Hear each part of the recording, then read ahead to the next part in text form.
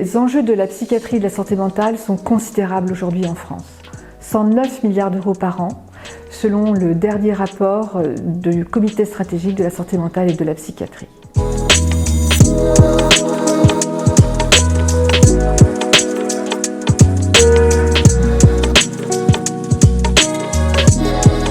Face à ces enjeux, il y a un consensus.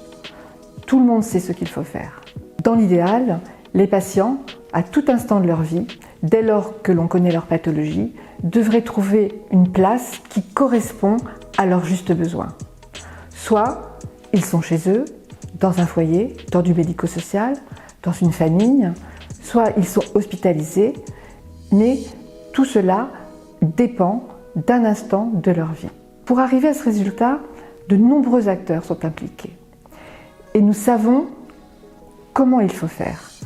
Mais aujourd'hui, malgré tous ces constats, la psychiatrie est au plus mal. Les personnels prennent la fuite, les médecins ont déserté. Le constat, c'est qu'il faut fermer des lits et que nous n'avons plus la capacité de répondre à ce besoin de santé publique. Alors aujourd'hui, le courage, c'est regarder ce qu'il faut concrètement faire aujourd'hui, rapidement. Tout d'abord, faire revenir les gens dans les hôpitaux.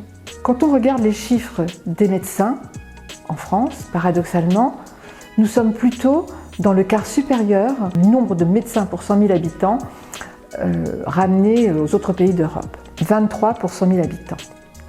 Et quand on regarde un peu plus près, la disparité d'une région à l'autre en France est immense, de 12,6 régions est de la France à 29,1 en PACA.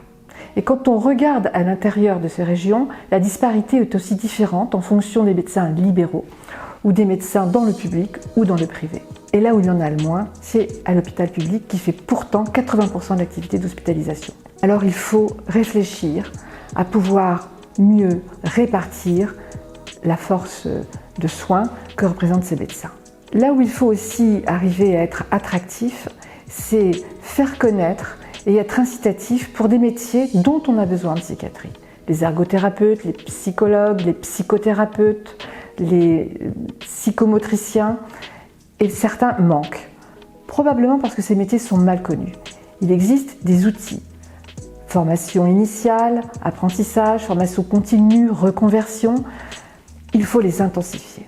Et enfin, pour arriver à avoir une place pour tous à chaque instant de sa vie, comme il a été dit précédemment, de nombreux acteurs sont impliqués. Public, privé, médico-social, social, les villes, la justice, la police. Il faut arriver à coordonner l'ensemble de ces acteurs. Ces acteurs ont travaillé ensemble. Ils ont répondu à l'appel des pouvoirs publics. Chaque département a su remettre un projet territorial de santé mentale qui a fait un constat, un bilan et des actions, un plan d'action qui coordonne pratiquement tous ces acteurs. Alors aujourd'hui, ces copies qui ont été remises en 2019-2020 ne doivent pas rester lettres mortes. Elles doivent être coordonnées à un échelon politique pour faire ce que chacun attend qu'il soit fait. Et si les politiques savaient se coordonner au juste échelon, département ou région, les 109 milliards d'euros qui sont aujourd'hui consacrés à la santé mentale seraient plus efficaces et il n'y aurait plus de sans-solution.